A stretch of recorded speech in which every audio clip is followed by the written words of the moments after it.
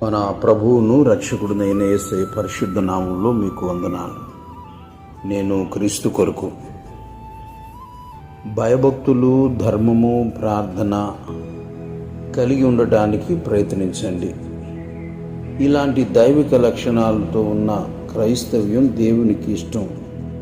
ఎందుకంటే అపోస్తుల కార్యముల గ్రంథంలో 10వ అధ్యాయంలో మొదటి వచనం నుంచి చూస్తే, ఇటలీ పటాలమనబడిన పటాలములో శతాధిపతి అయిన కొర్నేలి అను భక్తిపరుడొకడు కైసరియలో ఉండెను. అతడు తన ఇంటి వారందరితో కూడా దేవుని యందు భయభక్తులు గలవాడై ఉండి ప్రజలకు బహుధర్మం చేయుచు ఎల్లప్పుడూ దేవునికి ప్రార్థన చేయువాడు. పగలు ఇంచుమించు 3 గంటల వేళ దేవుని దూత అతని యొద్దకు వచ్చి కొర్నేలి అని పిలుచుట దర్శనమందు తేటగా అతనికి కనబడి, అతడు దూత వైపు తేరి చూచి భయపడి, ప్రభువా ఏమని అడిగాను. అందుకు దూత, నీ ప్రార్థనలను నీ ధర్మ కార్యములను దేవుని సన్నిధికి జ్ఞాపకార్థముగా చేరినవి.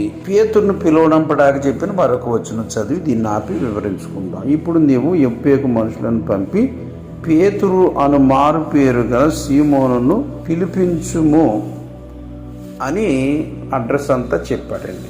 అయితే ఇక్కడ మనం గమనించాల్సింది ఏంటంటే, చాలా మంది భక్తులు ఉన్నారు, చాలా గొప్ప గొప్ప ప్రార్థనలు చేసే వాళ్ళు ఉన్నారు, లేక గొప్ప దాన ధర్మాలు చేసే వాళ్ళు ఉన్నారు, తర్వాత గొప్ప భక్తి గలవారు కూడా ఉన్నారు. మరి ఇక్కడ చెప్పుకోదగ్గ విషయం ఏంటంటే, కొర్నేలి ఒక ప్రభుత్వ అధికారి. అయితే ఇతడు ఇంటి వారందరినీ దేవునికి లోపరిచాడు. మొట్టమొదటిది. రెండవది, ఇతను చేసిన పని ఏంటంటే, ప్రజలకు అవసరాన్ని బట్టి బహుధర్మం చేస్తూ ఎల్లప్పుడూ దేవునికి ప్రార్థన చేయువాడు. అంటే కొందరు ప్రార్థన చేస్తే ధర్మం లేదు, ధర్మం చేస్తే భయభక్తులు లేవు, కానీ కొందరికి భయం ఉంటే భక్తి లేదు, భక్తి ఉంటే భయం లేదు. అలా విడివిడిగా ఇవి పరిభ్రమిస్తున్నాయి. కానీ ఈ క్వాలిఫికేషన్లు అన్నీ కూడా కొర్నేలిలో ఉండటం దేవునికి నచ్చింది. కాబట్టి ఆయనకి దర్శనమిచ్చి, ఇదిగో పలానా ఆయన్ని పిలిపించి ఆ భక్తి ద్వారాగా ఆ భక్తుడి ద్వారా మరింత భక్తిలో వృద్ధి నొందమని దేవుడు సూచించాడు.